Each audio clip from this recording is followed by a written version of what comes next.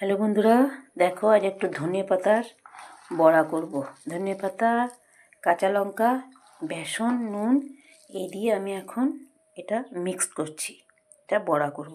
এই যে তেল গরম করতে দিয়েছি, এই দেখো এটা বেসন দিয়ে ধনে পাতাগুলো মাখা হয়ে গেছে। এবার এক এক করে তেলে ছাড়বো।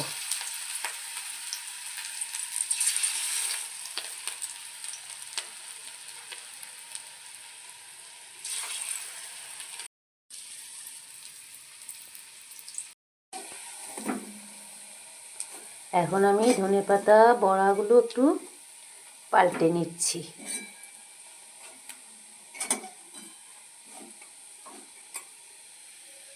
এই দেখো বন্ধুরা, ধনেপাতার বড়া রেডি। এই দেখো লাল লাল বেশ মুচমুচে হয়েছে বড়াগুলো।